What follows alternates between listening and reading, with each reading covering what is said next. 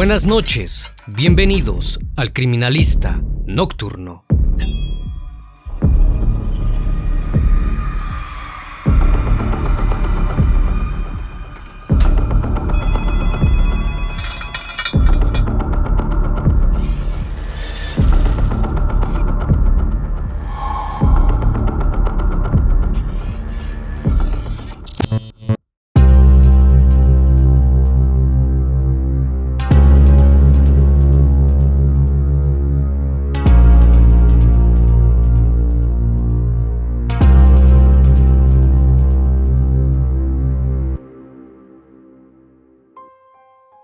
Como todas las noches, la familia de la joven de 22 años, Eneida Ramos Noriega, esperó a que la muchacha regresara a su casa, luego de finalizar con sus actividades académicas en la Universidad Autónoma de Baja California, Tijuana, México.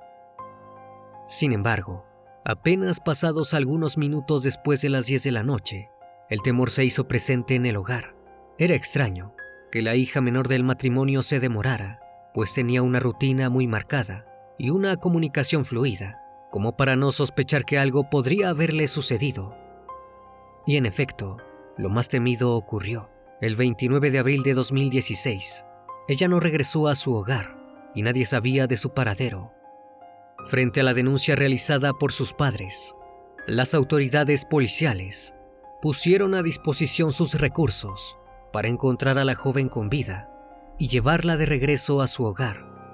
Pero tristemente, el hallazgo fue otro. El 30 de abril, tan solo un día después de su desaparición, los investigadores encontraron el cuerpo sin vida de Eneida Ramos, escondido en el sótano de una casa. Para sorpresa de todos, el lugar donde se llevó a cabo el terrible descubrimiento, vivía una persona que conocía a la joven. Así fue como la investigación de las autoridades policiales llevó a desenmascarar una de las verdades más atroces que se registraron en el país de México. Como si se tratara de una tragedia griega, un joven le prometió un regalo único a su actual novia, asegurándole que la haría muy feliz.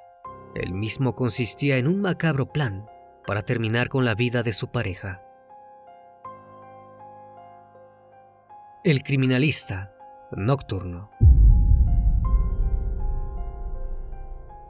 Eneida Ramos Noriega nació el 26 de enero de 1994 en la ciudad fronteriza Tijuana. Era la hija menor del matrimonio de Benito Ramos y Cecilia Noriega. Sus padres y su hermana mayor, Esmeralda, la llamaban cariñosamente Chayito, haciendo alusión a su segundo nombre, Rosario. Desde muy pequeña, Eneida sintió una gran vocación por ayudar a los demás. Soñaba con convertirse en médica, porque su mayor deseo era el de salvar vidas. Por esa razón, se destacó como una excelente alumna en sus años escolares. Sus notas eran sobresalientes y le permitieron ingresar a la carrera de medicina en la Universidad Autónoma de Baja California, luego de graduarse. Sin embargo, el estudio no era lo único que ocupaba su vida. Eneida era una persona muy sociable, siempre estaba rodeada de amigos y dispuesta a hacer nuevos. Todos veían lo buena y dulce que era.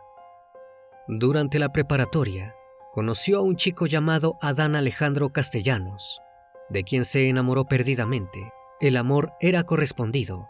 Alejandro, como todos lo conocían, estuvo dispuesto a iniciar una relación sentimental con Eneida de inmediato. Por medio de las redes sociales, los jóvenes dejaban ver el cariño que sentían el uno por el otro a través de tiernos mensajes. Eran completamente inseparables. Incluso, cuando llegó el momento para ambos de ingresar a la universidad, Alejandro también decidió inscribirse en la carrera de medicina. De esa manera, tenía una razón para estar más tiempo junto a su novia. No obstante, en la intimidad, no todo era color de rosa como lo aparentaban. Con el paso del tiempo, Alejandro fue mostrando su verdadero rostro. El joven tenía grandes inseguridades que trasladaba a Eneida. Era extremadamente celoso y posesivo con su novia. Además, vivía con el constante temor de que algún día lo dejara. En el intento de evitar que eso sucediera, Alejandro amenazaba una y otra vez a Eneida con quitarse la vida si alguna vez lo abandonaba, pues no sabía cómo vivir sin ella. La muchacha se sentía en una situación difícil. Ya no quería estar involucrada en una relación tan demandante y tóxica, pero tampoco quería que nada malo le ocurriera a Alejandro. Sus amigos de la universidad eran testigos del malestar que esta situación le ocasionaba y la apoyaban en su deseo de ponerle fin a la relación. Finalmente, Eneida halló la manera de romper con Alejandro a principios del año 2016, luego de haber estado juntos por alrededor de 5 años. Aunque la noticia rompió el corazón del joven, no tuvo otra alternativa que aceptar lo que estaba ocurriendo. De todas formas, le imploró a su ex que no dejara de hablarle, al menos como amigos, porque no sería capaz de soportar la vida sin ella. Una vez más, Alejandro amenazó con quitarse la vida si la joven cortaba el lazo para siempre. Entonces, ambos mantuvieron durante meses un trato cordial. La relación se había transformado en una especie de amistad que sostenían comunicándose por mensajes de texto, porque además seguían siendo compañeros en la universidad. Por otro lado, la decisión de distanciarse de Alejandro le dio la oportunidad a Eneida de conocer a alguien que renovara su visión sobre el amor, como una bocanada de aire fresco. Poco a poco, comenzó una nueva relación con un joven llamado Fernando, que además de tratarla con el cariño y respeto que merecía, también estudiaba medicina con ella. Los jóvenes se veían muy contentos de haberse encontrado, y todos en la universidad eran testigos del afecto que sentían el uno por el otro. Sin embargo, había alguien que se retorcía de celos y furia. Como era de esperarse, Alejandro no recibió nada bien la novedad sobre la nueva pareja.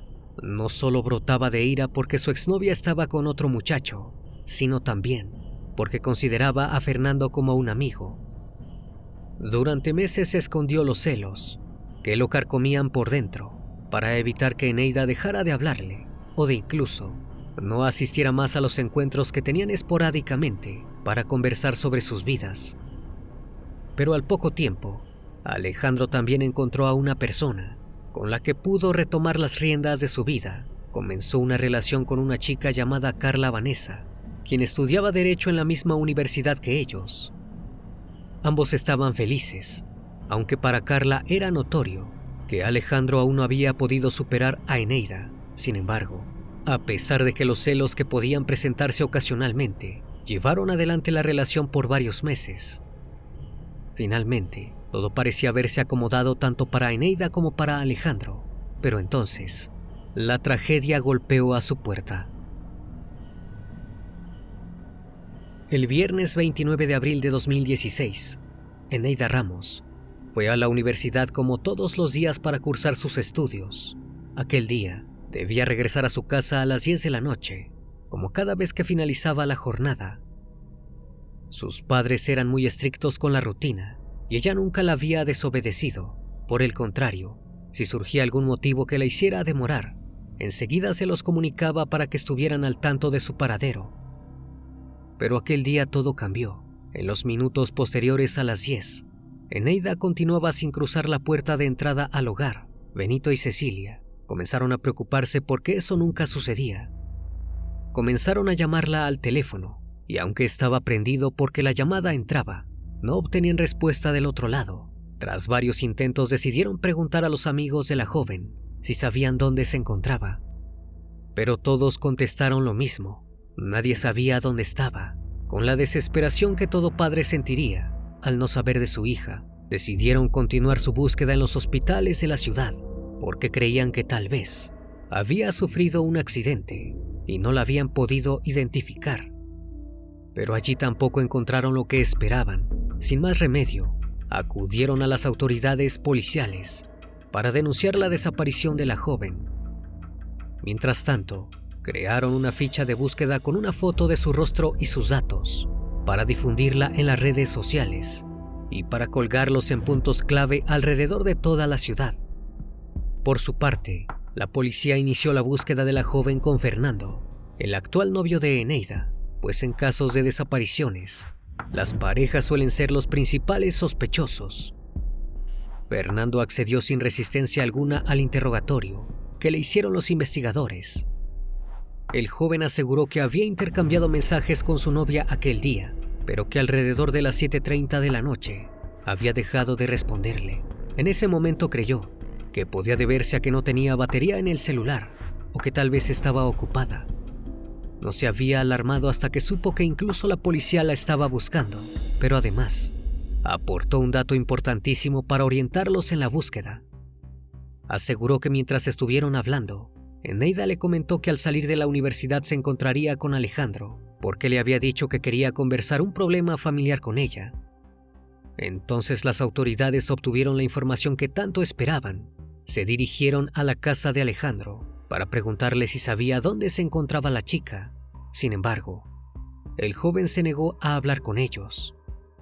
A pesar de la insistencia, Alejandro se resistió a prestar testimonio. Solo se comunicó con la familia de Eneida, asegurándoles que no sabía dónde estaba su hija, pues por la tarde, la joven había cancelado el encuentro y nunca llegaron a verse. De esta manera, los investigadores se vieron nuevamente en el punto de partida, pero entonces recordaron algo que los familiares de la joven habían mencionado. Cuando intentaron comunicarse por llamada, el teléfono estaba prendido. Y así fue que la verdad comenzó a ser revelada. Un día después de su desaparición, las autoridades policiales pudieron dar con la ubicación del teléfono celular de Eneida a través de la geolocalización. La dirección que esta herramienta les proporcionó los guió hacia una casa ubicada en la colonia Revolución, zona Río, de la ciudad de Tijuana. Cuando llegaron al lugar con la correspondiente orden de cateo, se llevaron una terrible sorpresa. Allí vivía Carla Vanessa Garza, la actual novia de Alejandro Castellanos. Inmediatamente, las autoridades ingresaron a la vivienda para realizar las pesquisas correspondientes y tal como lo habían podido determinar de antemano, encontraron el teléfono de Eneida en el sótano de la casa. Pero junto al aparato también estaba el cuerpo de la joven. A simple vista, se podían notar los signos de la violencia con la que había sido tratada, dándoles la pauta de que se trataba de un asesinato. Además, la joven tenía una bolsa de plástico colocada en la cabeza que le impedía respirar y por consecuencia le había producido una asfixia fatal. Los investigadores procedieron con el levantamiento del cuerpo para trasladarlo a la morgue, donde se llevaron a cabo las pruebas correspondientes. También dieron la desgarradora noticia a los familiares, quienes no podían creer lo que estaba sucediendo. La necropsia reveló que Eneida Ramos había fallecido el mismo día de su desaparición a causa de una asfixia mecánica provocada por un estrangulamiento y por la bolsa plástica que habían colocado en su cabeza. Además, tenía numerosos golpes en todo el cuerpo y no presentaba signos de abuso. La línea de investigación sobre lo ocurrido comenzó con el testimonio de Carla Vanessa, la joven que minutos antes de que la policía llegara a su domicilio había confesado a sus padres que escondía un cuerpo en el sótano y ya no podía con la culpa. Carla confesó su confesión relatando que el 29 de abril cumplía 3 meses de noviazgo con Alejandro Castellanos. Ese día, el joven la pasó a buscar como habían quedado, pero a diferencia de otras veces, no lo había hecho en su automóvil, sino en el de su madre. Al subir al vehículo, Alejandro le pidió que se sentara en el asiento trasero, asegurándole que tenía un regalo para festejar aquel día especial y debían pasar a recogerlo. Aunque esto le resultó un tanto extraño, Carla obedeció. Tras recorrer algunas cuadras, Alejandro detuvo el auto y una joven subió al asiento del copiloto. Carla aseguró ante las autoridades que en ese momento no sabía de quién se trataba y que no entendía por qué era parte del festejo. De todos modos, se dejó llevar por la sorpresa.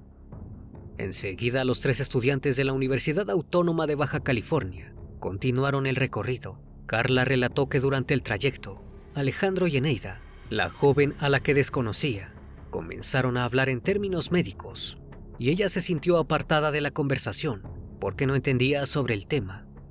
Luego notó que Alejandro estaba conduciendo en dirección a su casa, por lo que pensó que la dejaría allí y continuaría el viaje con Eneida, lo que le generó algo de angustia. Sin embargo, el joven detuvo el vehículo frente a la casa y los 3 permanecieron dentro conversando. Carla comentó que de repente, su novio comenzó a golpear a la muchacha sin motivo alguno. Ella estaba sorprendida, pero en lugar de bajar del auto para pedir auxilio, la tomó por la espalda para evitar que pudiera defenderse. Alejandro continuó golpeando a su exnovia hasta que sacó una jeringa, asegurándole a Carla que el contenido que guardaba allí terminaría con su vida en un instante. Alejandro inyectó a Eneida, pero la joven seguía consciente. Luego, Alejandro tomó una soga y le rodeó el cuello para ahorcarla. Eneida luchó con todas sus fuerzas hasta que ya no pudo resistir y perdió la conciencia. Alejandro le tomó el pulso y notó que aún tenía vida. Fue entonces cuando colocó la bolsa en la cabeza de la joven para impedirle el ingreso de oxígeno, hasta que finalmente su corazón dejó de latir. En su relato, Carla aseguró que luego de haber asesinado a Eneida, esperaron a que su padre saliera de la casa, ingresaron con el auto al garage y escondieron el cuerpo en la primera planta del domicilio. Al día siguiente, hicieron sus vidas con total normalidad, como si nada hubiese ocurrido, pero luego de sus actividades, Alejandro y Carla se encontraron en la casa para esconder el cuerpo en un lugar más seguro, hasta decidir qué hacer con él. Entonces lo llevaron hasta el sótano. Pero ese mismo día, Carla no soportó la culpa y les contó a sus padres todo lo que había pasado. Los adultos la convencieron de declarar la verdad ante la policía, pero ellos se adelantaron y llegaron al lugar antes de que pudiera hacerlo. La confesión de Carla confundió a los investigadores, ya que algunas partes del relato no lograron convencerlos. Debían encontrar la manera de aclarar el asesinato. A esta altura, las autoridades policiales tenían la declaración de una asesina confesa. Sin embargo, les resultaba extraño que Carla, en lugar de haber pedido ayuda para salvar a Eneida de los golpes de Alejandro, haya decidido colaborar con el crimen. Además, la sospechosa había asegurado al principio de su testimonio que no conocía a la chica hasta ese día. Con esos datos, los investigadores elaboraron la teoría de su primera línea de investigación. Creían que Alejandro y Carla habían planeado en conjunto quitarle la vida a Eneida porque sentían celos, y que ese era el sorprendente regalo de cumplemes de noviazgo, ya que Alejandro, por su parte, era incapaz de superar a su exnovia, y porque estaba envuelto en la ira que le provocaba que estuviera en una nueva relación con su amigo Fernando, y Carla, porque no podía evitar sentirse inferior a Eneida, porque su novio estaba obsesionado con ella.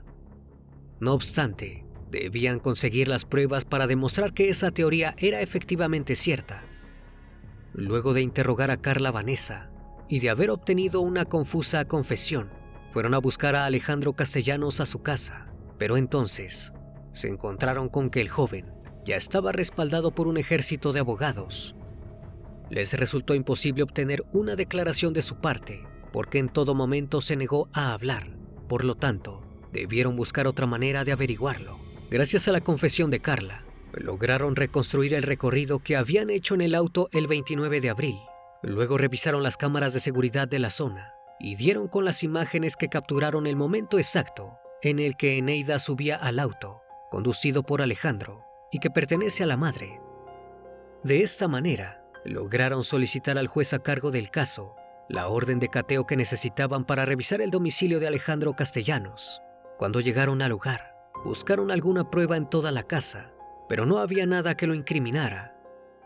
Sin embargo, cuando llegaron al auto de la madre, descubrieron manchas de sangre y cabello que enviaron al laboratorio para hacer las pruebas de ADN. Los resultados revelaron que pertenecían a Eneida Ramos Noriega.